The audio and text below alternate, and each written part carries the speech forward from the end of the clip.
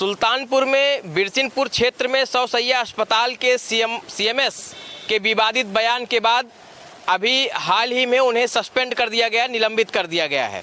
अब इस मामले में तमाम जो सुल्तानपुर के राजनीतिक लोग हैं, राजनीतिक चेहरे हैं, उनकी सियासत गरमाई हुई है, अलग अलग तरीके के वक्तव्य आ रहे हैं। हमारे साथ सुल्तानपुर के एक ऐसे विपक्ष के नेता और बड़े चेहरे हैं जो अक्सर सरकार को तमाम विभिन्न मुद्दों पर घेरने का काम करते रहे। वरुण मिश्रा जी हमारे साथ हैं जो दीवानी न्यायालय के अधिवक्ता भी हैं। बहुत स्वागत है आपका। देखिए, सीएमएस ने सच्चाई बयान की थी। अब सरकार को सच्चाई सुनना खराब लगता है तो इसमें सीएमएस की क्या गलती है? सीएमएस ने तो यही कहा था ना कि अब मेरी अर्थी क्यों निकालना है तो सरकार की निकालिए, क्योंकि अस्पताल में व्यवस्थाओं का जिम्मेदार कौन है? सरकार है ना। बेड कौन उपलब्ध कराता है? सरकार उपलब्ध कराती है। ऑक्सीजन कौन देता है? सरकार उपलब्ध कराती है। अगर सीएमएस इस तरह का बयान दे रहा है, इसका मतलब वो कहीं ना कहीं हताश है सरकारी व्यवस्था से। सरकार को अपने गिरेबान में झांकने के बजाय, आईने में अपना चेहरा देखने के बजाय, जिस तरह से सरकार ने सीएमएस के ऊपर कार्रवाई की, चूँकि सब जानते हैं कि सरकार की जो वास्तविक तस्वीर है, अगर सरकार आईने में अपना चेहरा देखेगी तो इतना डरावना और इतना विभत्स है कि सरकार खुद डर जाएगी। स्वास्थ्य की व्यवस्थाएं जिस तरह से लचर हैं, जिस तरह से ऑक्सीजनों की कमी है अस्पताल में, जिस तरह से तमाम सुविधाओं का टोटा है, एक भी किसी समस्या का निराकरण जिला अस्पताल में नहीं होता है। आप चले जाइए अस्पताल की, आज आप इंस्पेक्शन कर लीजिए, आपको पता चल जाएगा कि सरकार की चिकित्सा सुविधाएँ कैसी हैं। ऑक्सीजन की कमी से हमारे चाचा की खुद की डेथ हुई थी।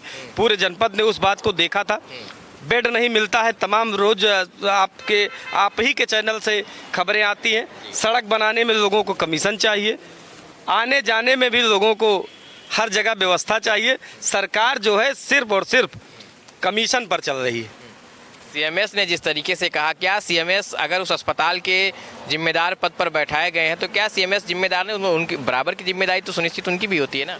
मैंने तो पहले ही कहा, देखिए, मैं व्यवस्थाओं को सुनियोजित रूप से चलाने के लिए हकदार हूँ, मैं व्यवस्थाएं पैदा करने के लिए हकदार नहीं हूँ। सीएमएस अस्पताल में व्यवस्थाएं पैदा नहीं करता है, व्यवस्थाएं सरकार उपलब्ध कराती है, सीएमएस उसका संचालन करता है।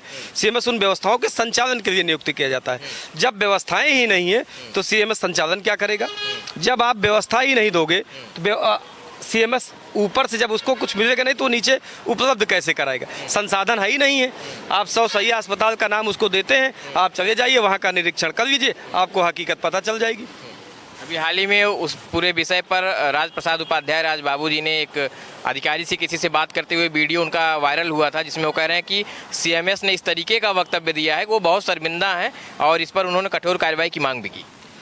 देखिए, विधायक जी का लाजमी है शर्मिंदा होना, उनकी विधानसभा भी है। दूसरी बात यह है कि सरकार को आईना दिखा दिया एक सीएमएस ने, तो शर्मिंदगी तो बनती है। शर्मिंदगी सरकार के लिए भी बनती है, सरकार को शर्मिंदा होना चाहिए था। विधायक जी शर्मिंदा है तो हमें तो ये लगता है कि सीएमएस पर जो कार्रवाई हुई उससे सुल्तानपुर के जनपद के लोग शर्मिंदा हैं। इस तरह की कार्रवाई अगर कोई सच बयानी करे, हकीकत बयानी करे और उसके ऊपर कार्रवाई हो तो मैं समझता हूँ ये निंदनीय है और शर्मिंदगी का विषय है जनपद के लिए।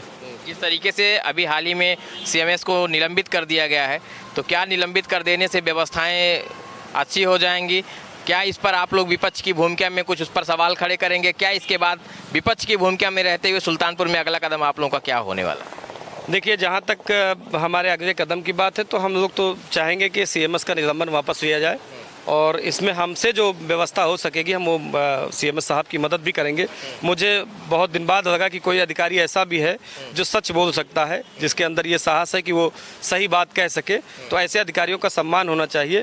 हमारी सरकारों में ऐसे अधिकारियों का सम्मान होता था, लेकिन भारतीय जनता पार्टी में ऐसे सच बोलने वाले लोगों पर कार्रवाई होती है। यही सबसे बड़ा दुखद विषय है, लेकिन हम सीएमएस साहब के साथ खड़े हैं, इसमें कोई दो राय नहीं। बहुत शुक्रिया आपने। बहुत बहुत धन्यवाद।